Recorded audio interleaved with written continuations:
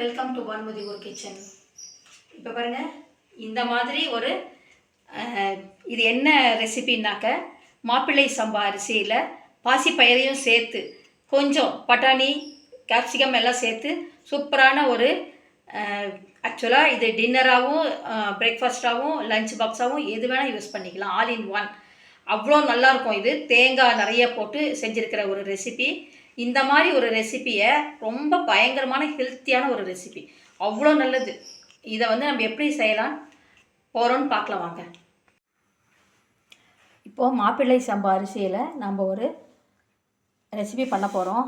அது வந்து பிரேக்ஃபாஸ்ட்டுக்கும் யூஸ் பண்ணிக்கலாம், டின்னருக்கும் யூஸ் பண்ணிக்கலாம், லஞ்சுக்கு கூட யூஸ் பண்ணிக்கலாம், டிஃபன் பாக்ஸில் போட்டு எடுத்துகிட்டு போகிறதுக்கு கூட யூஸ் பண்ணிக்கலாம். இது வந்து மாப்பிள்ளை சம்பா அரிசி 8 hours நல்லா ஊற போட்டிருக்கேன். இப்போ வந்து இதை வந்து நம்ம எப்படி செய்கிறதுன்னு பார்க்கலாம் வாங்க. இதுக்கு வந்து ஒரு மடங்கு, அதாவது 200 grams வந்து மாப்பிள்ளை சம்பா அரிசின்னா இதில் வந்து 100 grams பாசிப்பயிறு.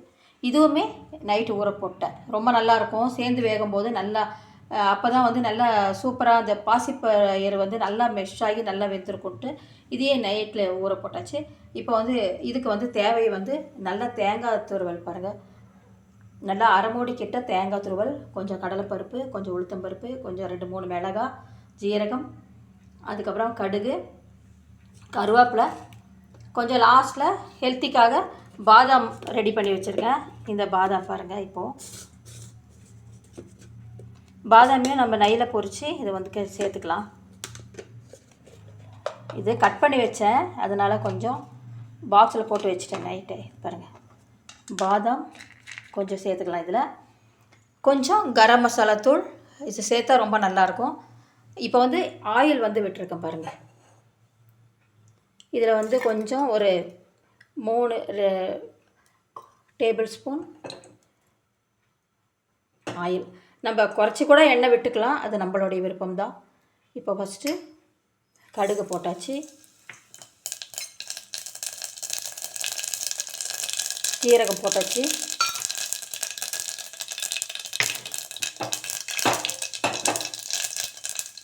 கொஞ்சம் உளுத்தம்பருப்பு, கடலைப்பருப்பு,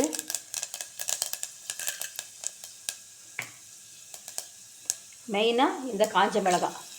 இந்த மிளகாயில் இருக்கிற காரம் ப்ளஸ் வந்து நம்ம கரம் மசாலா பொடி சேர்க்கும் போது அதுவுமே கொஞ்சம் காரம் சேர்த்து அது டேஸ்ட் நல்லாயிருக்கும். பாருங்கள், இப்போ மிளகாய் போட்டாச்சு. இப்போது ஆயிலையே வந்து ஒரு சின்ன ஸ்பூன் கரம் மசாலா பொடி சேர்த்துருக்கேன். இப்போது கருவேப்பிலை,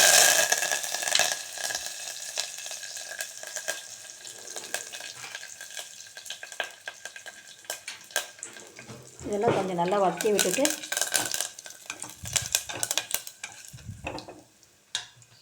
இதுலேயே நம்ம பாதாம் கூட சேர்த்துடலாம். பாருங்க, பாதாமையும் சேர்த்துட்டேன். இதுலேயே சேர்த்துட்டு மெயினாக இந்த தேங்காய் துருவல், இது வந்து சிம்பிளாகவும் இருக்கும், ரொம்ப சூப்பராகவும் இருக்கும் சாப்பிட்றதுக்கு. தேங்காய் துருவல் சேர்த்துடலாம். இதில் தேங்காய் துருவல் சேர்த்துட்டு ரொம்ப வதக்கலாம், ரொம்ப நேரம் வதக்கி கொடுக்கலாம் தேவையில்லை. இமீடியட்டாக நம்ம இந்த பாசி பயிரை ஃபஸ்ட்டு சேர்த்துடலாம். ஒரு 100 கிராம் பாசிப்பருப்பு ஊற போட்டிருக்கேன், இதை சேர்த்துடலாம்.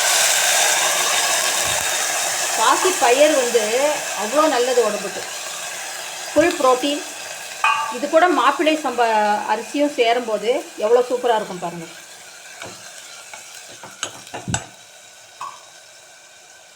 பாசிப்பயிறு சேர்த்தாச்சு.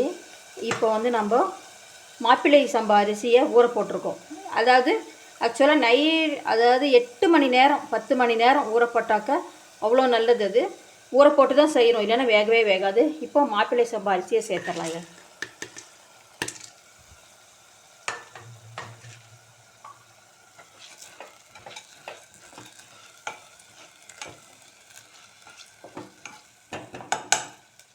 மாப்பிள்ளை சம்பா அரிசி பாருங்கள் சேர்த்துக்கு எவ்வளோ கலர்ஃபுல்லாக சூப்பராக இருக்குது.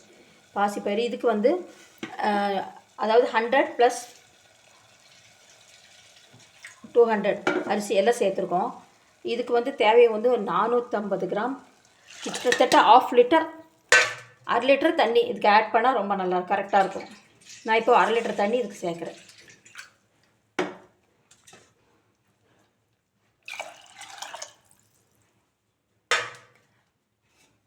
1/2 லிட்டர் தண்ணி சேரும்போது தான் நல்ல ஒரு 6-7 விசில் விட்டுறணும். இப்போ இதுக்கு தேவையான சால்ட் ஆட் பண்ணிக்கலாம்.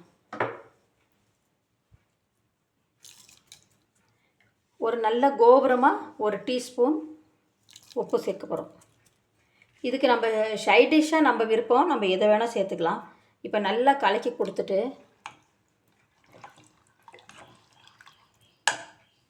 நம்ம இது வந்து இப்படியே மூடி வச்சோம்னாக்க இந்த மேலே இருக்கிற கொதிக்கிற தண்ணியெலாம் வெளியே வந்துடும். அதனால் ஒரு 5 மினிட்ஸ் கொஞ்சம் கொதிக்க விட்டுட்டு நம்ம அதுக்கப்புறமா இதை வந்து லிட்டு போட்டு க்ளோஸ் பண்ணி வைக்கலாம். கொஞ்சம் ஆயில் விட்டு இஞ்சியை கொஞ்சம் வதக்கியிருக்கேன். இஞ்சி வந்து எண்ணெயில் ஃப்ரை பண்ணி போடும்போது ரொம்ப நல்லாயிருக்கும். இது வந்து இஞ்சியை கொஞ்சம் போட்டு இப்போது குடமிளகாய் கட் பண்ணி வச்சுருக்கேன். இதை கொஞ்சம் ஆட் பண்ணிக்கலாம். ஃப்ரெஷ்ஷாக வாங்கிட்டு வந்தாங்க, இதை சேர்த்தா ரொம்ப நல்லாயிருக்கும். குடமிளகாயை சும்மா ஒரு வதக்கிட்டு நம்ம இப்போ கொதிச்சிட்ருக்கு பாருங்கள், அதில் சேர்த்துடலாம். 1 நிமிஷம் வதக்கினா போதும். குடமிளகாய் எவ்வளோ ஃபாஸ்ட்டாக வதங்கிடும். ஏன்னா உங்களுக்கு சைனீஸ் அந்த நூடுல்ஸ் அதிலெல்லாம் பார்த்தீங்கன்னா ஃப்ரைட் ரைஸ் அதிலெல்லாம் லைட்டாக வதக்கி தான் அப்படியே கொடுப்பாங்க, ரொம்ப நல்லாயிருக்கும். இப்போ வந்து வேக வைக்க வேறு போகிறோம். இதை வந்து போட்டாச்சு. இப்போ கொஞ்சம் பச்சை பட்டாணி ஃப்ரெஷ்ஷாக வாங்கிட்டு வந்தாங்க, சூப்பராக இருக்குது பாருங்கள் பச்சை பட்டாணி. இதையும் சேர்த்து ஒரு வதக்கிட்டு 1 நிமிஷம் தான் வதக்கி இதை ஆஃப் பண்ணிடலாம். ஆஃப் பண்ணிவிட்டு பாருங்கள், இங்கே கொதிச்சிட்ருக்கு. இந்த எல்லாம் மாப்பிள்ளை சம்பா அரிசி, அதுக்கப்புறம் பாசிப்பயிறு எல்லாம் போட்டு வதக்கியிருக்கோம் இல்லைங்களா. நான் சொன்னேனே அந்த தண்ணி கொஞ்சம் நேரம் கொதிச்சப்புறம் தான் நம்ம லிட்டை க்ளோஸ் பண்ணி வைக்கிறோன்ட்டு. அந்த டைமுக்குள்ளே நம்ம இதெல்லாம் செஞ்சாச்சு. இப்போது இதில் கொஞ்சம் புதினா இலைகள் நல்லா கழுவி வச்சுருக்க புதினாவும் சேர்த்துடலாம். புதினா இலை சேர்க்கும் போது ஃப்ளேவர் சூப்பராக இருக்கும். ஏற்கனவே கொஞ்சம் கரம் மசாலா பொடி சேர்த்துருக்கோம். இப்போ வந்து நான் வந்து கொஞ்சம் தண்ணி நல்லா கொதிக்க ஆரம்பிச்சப்பறம் லிட்டை க்ளோஸ் பண்ணி வைக்கிறேன். நல்லா ஒரு 5-6 விசில் வந்ததுக்கப்புறமா இதை ஆஃப் பண்ணிக்கலாம். இப்போ ஸ்டீம் அடங்கியாச்சு. நல்லா 6 விசில் விட்டுருக்கேன். இப்போ ஓப்பன் பண்ணி பார்க்கலாம். 6 விசில் விட்டுருக்கேன். எப்போவுமே பாரம்பரிய அரிசி வந்து நைஸ் ஆகிறது ரொம்ப கஷ்டம்.